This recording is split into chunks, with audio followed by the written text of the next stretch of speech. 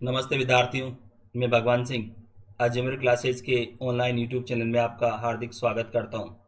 विद्यार्थियों, इस वीडियो को पूरा देखें और अपने साथियों में इसे ज़्यादा शेयर करें ताकि उनको भी फ़ायदा हो सके और इस चैनल को सब्सक्राइब करें। तो आज के करंट अफेयर्स पर चर्चा करते हैं, जिसमें मुख्य रूप से आपके 2 पॉइंट्स हैं। पहला है आपके भारत के पृथ्वी विज्ञान मंत्रालय की तरफ से जारी रिपोर्ट के बारे में बात करेंगे, और दूसरा जो पॉइंट है वो है आपके Stockholm International Peace Research Institute, जिसको शॉर्ट रूप में बोलें सीपरी, उसकी रिपोर्ट के बारे में बात करेंगे। तो आप पहला क्वेश्चन देखिए, इसमें कृषि और उससे संबंधित क्षेत्रों के देश की जीडीपी में कितना योगदान है, कितना प्रतिशत योगदान है? तो राइट आंसर है 17%।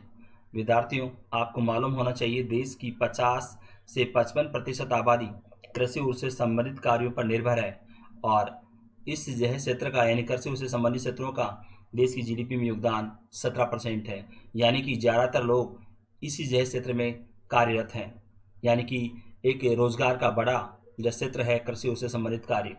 तो अगला क्वेश्चन देखिए आप, इसमें दुनिया की सबसे बड़ी स्मार्टफोन कंपनी कौन सी है? तो राइट आंसर है हुआवे। हुआवे विद्यार्थियों, ये चीन की है कंपनी हुआवे, और हुआवे पहली बार सैमसंग को पीछे छोड़ते हुए दुनिया की सबसे बड़ी स्मार्टफोन बनाने वाली कंपनी बनी है। भारत सहित विश्व के कई बड़े देशों में लॉकडाउन होने का फ़ायदा चीन की इस स्मार्टफोन कंपनी को मिला है, और इससे पहले नंबर 1 पर थी सैमसंग, और ये सैमसंग विद्यार्थियों दक्षिण कोरिया की कंपनी है, और ये हुआवे जैसा आपने जान लिया ये चीन की कंपनी है। तो अब हुआवे नंबर 1 पर है, नंबर 2 पर सैमसंग। तो विद्यार्थियों, अगला क्वेश्चन देखिए आप, इसमें निम्न में से कौन सी कार भारत में सबसे ज़्यादा बिकने वाली कार है? तो राइट आंसर है अल्टो। विद्यार्थियों, इसके बारे में आपको बताऊं, देश की सबसे बड़ी कार निर्माता कंपनी मारुति सुजुकी इंडिया के अनुसार प्रवेश स्तर की छोटी कार के मामलों में अल्टो कार लगातार 16वें साल सबसे ज़्यादा बिकने वाली मॉडल बनी है, और 2019-20 के दौरान इस मॉडल की 1,48,000 कारें बिकी है टोटल। तो विद्यार्थियों, क्वेश्चन को ध्यान रखना, क्वेश्चन महत्वपूर्ण है। अगला क्वेश्चन देखिए आप, इसमें राष्ट्रीय इस्पात निगम लिमिटेड के चेयरमैन कौन है? तो राइट आंसर है पी के रथ। विद्यार्थियों, जैसा कि आप जानते हो, इसमें ये सरकारी कंपनी है, और पी के रथ का कार्यकाल मई 2021 में पूरा होने वाला है, और इसलिए केंद्र सरकार ने इस कंपनी के अगले चेयरमैन के चयन की प्रक्रिया शुरू कर दी है। तो अगला क्वेश्चन देखिए आप,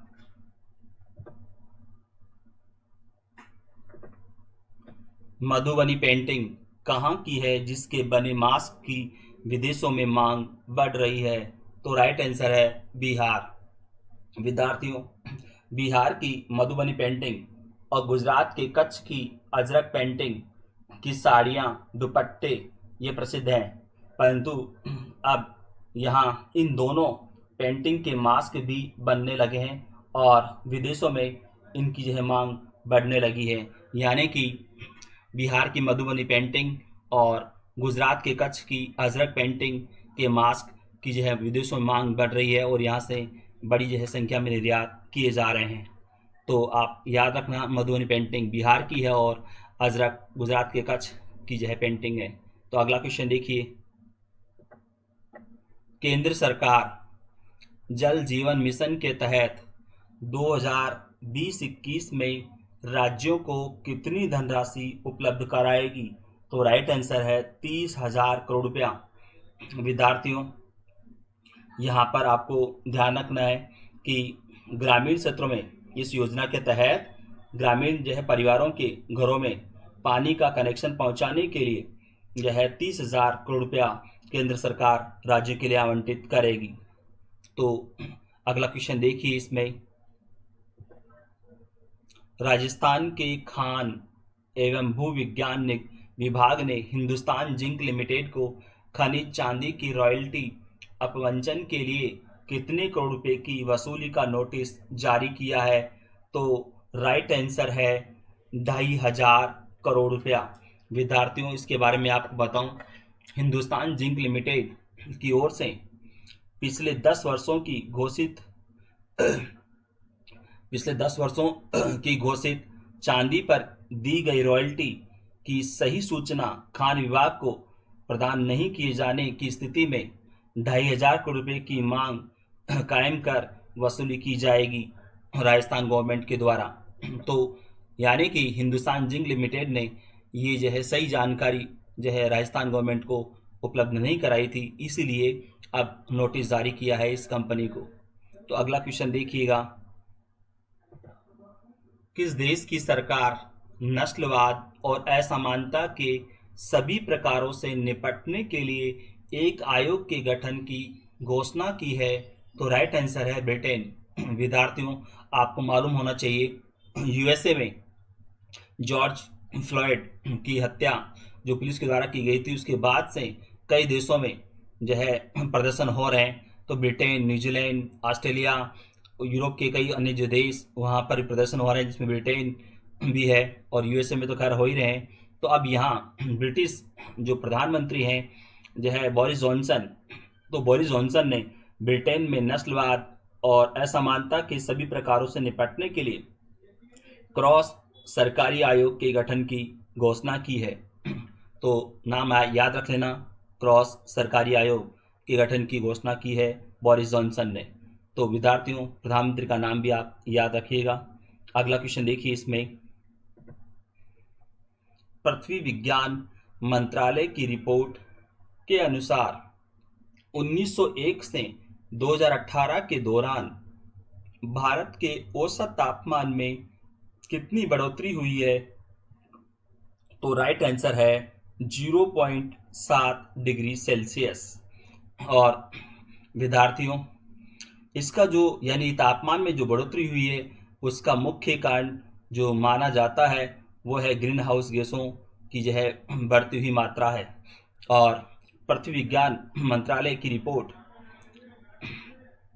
ये जो पृथ्वी विज्ञान मंत्रालय की रिपोर्ट जारी हुई है, तो इसमें बताया गया है कि 2001 से 2018 के दौरान भारत के औसत तापमान में बढ़ोतरी हुई है, वो 0.7 डिग्री सेल्सियस की बढ़ोतरी हुई है।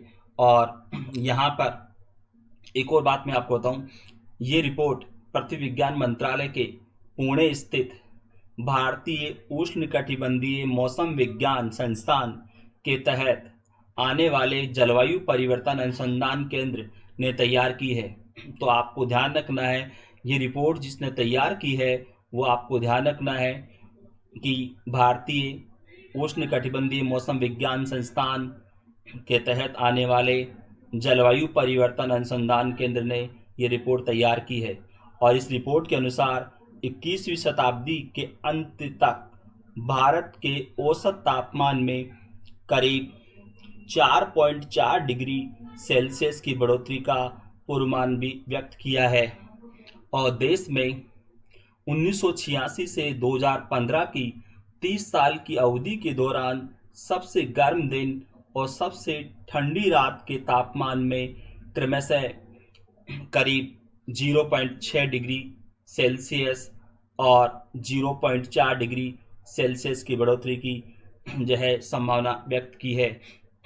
संभावना क्या, ये मतलब जो है इतनी जो है बढ़ोतरी हो चुकी है। 1986 से 2015 के दौरान पिछले 30 साल के इस समयावधि के दौरान सबसे गर्म दिन में जो है बढ़ोतरी हुई है तापमान में, तो 0.6 डिग्री सेल्सियस की, और सबसे ठंडी रात की जो है तापमान में बढ़ोतरी हुई है तो वह है 0.4 डिग्री सेल्सियस की बढ़ोतरी हुई है।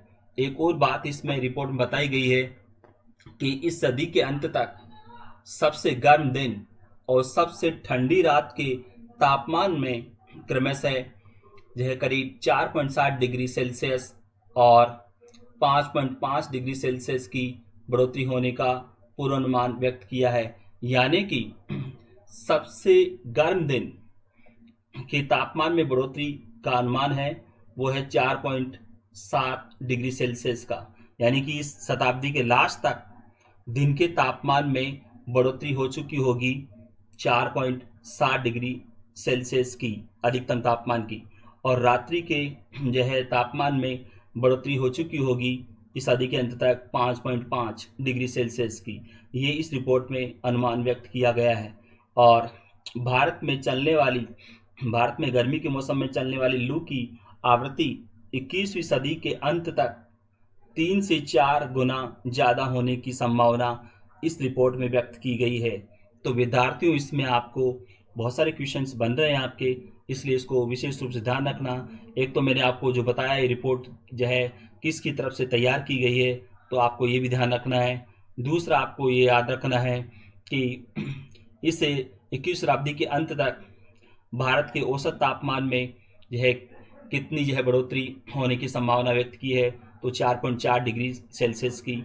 एक और आपको याद रखना है कि 1986 से 2015 की 30 साल की अवधि के दौरान सबसे गर्म दिन और सबसे ठंडी रात के तापमान में जो है कितनी बढ़ोतरी हुई है, तो आपको याद रखना है 0.6 डिग्री सेल्सियस और 0.4 डिग्री सेल्सियस, ये आपको याद रखना है। और ये सदी के अंत वाली जो बात मैंने बताई आपको कि इस शताब्दी के अंत तक सबसे गर्म दिन और सबसे ठंडी रात के तापमान में बढ़ोतरी कितने होने का अनुमान व्यक्त किया है, तो वो भी आपको याद रखना है 4.7 डिग्री और 7 डिग्री सेल्सियस और 5.5 डिग्री सेल्सियस, जैसा मैं बता चुका हूँ आपको। और ये लू की आवृत्ति की बात करें तो 21वीं शताब्दी के अंत तक यह 3 से 4 गुना ज़्यादा होने की संभावना इस रिपोर्ट में व्यक्त की है। तो विद्यार्थियों, क्वेश्चन महत्वपूर्ण है, इसके अलग अलग क्वेश्चन आपके बनते हैं, वो मैंने आपको बता दिए हैं, तो आप इस क्वेश्चन को विशेष रूप से ध्यान रखना। अगला क्वेश्चन देखिए आप इसमें, Stockholm International Peace Research Institute के अनुसार 2020 की शुरुआत में विश्व में 9 परमाणु शक्ति संपन्न राष्ट्रों के पास कुल कितने परमाणु हथियार थे, तो राइट आंसर है 13,400 परमाणु हथियार कुल इसमें। और विद्यार्थियों, ये जो रिपोर्ट जारी की है तो इसका नाम आपको याद रखना, इस संस्थान के द्वारा ये रिपोर्ट जारी की जाती है, तो Stockholm International Peace Research Institute के द्वारा ये रिपोर्ट जारी की जाती है। तो ये जो रिपोर्ट जारी की गई है तो इसमें बताया गया है कि विश्व के कुल 9 जो है परमाणु शक्ति संपन्न राष्ट्रों के पास वर्तमान में जो हथियार हैं वो 13,400 हैं। और यहाँ पर मैं बता दूं, ये 9 जो नाम भी आपको याद रखना है, तो उसमें आपको याद रखना है यूएसए, रूस, ब्रिटेन, फ्रांस, चीन, इजराइल, भारत, पाकिस्तान और उत्तरी कोरिया। ये 9 जो है परमाणु शक्ति संपन्न राष्ट्र हैं। हालांकि घोषित तौर पर तो, क्योंकि इजराइल और उत्तरी कोरिया ने इस तरह से अपने आप को घोषित तो नहीं किया है, परंतु सब जानते हैं कि उनके पास परमाणु हथियार हैं। तो ये सीप्रे ने भी अपनी रिपोर्ट में बताया है कि इनके पास भी परमाणु हथियार हैं। और तो इस तरह से आपको संख्या याद रखनी है कि परमाणु शक्ति संपन्न राष्ट्र 9 हैं और 9 के नाम भी आपको याद रखने हैं। इसमें एक और बात आपको ध्यान रखनी है, कुल परमाणु हथियारों की संख्या तो आपको याद रखनी है ही, परंतु इसमें परमाणु हथियारों में नंबर 1 कौन सा है, नंबर 2 कौन सा देश है, ये भी आपको याद रखना है। तो मैं बता देता हूँ, रूस के पास 6,375 और अमेरिका के पास 5,800, चीन के पास 290, ब्रिटेन के पास 215 और पाकिस्तान के पास 150 से 160 और भारत के पास 130 से 140 तक परमाणु हथियार हैं। यानी कि नंबर 1, नंबर 2 आपको याद रखना है, नंबर 1 रूस, नंबर 2 आपके यूएसए, नंबर 3 चीन, ये फर्स्ट सेकंड थर्ड आपको याद रखना है। और भारत और पाकिस्तान का भी आपको याद रखना है कि भारत के पास कितने और पाकिस्तान के पास कितने परमाणु हथियार हैं, और परमाणु शक्ति संपन्न राष्ट्रों के नाम भी आपको याद रखने हैं।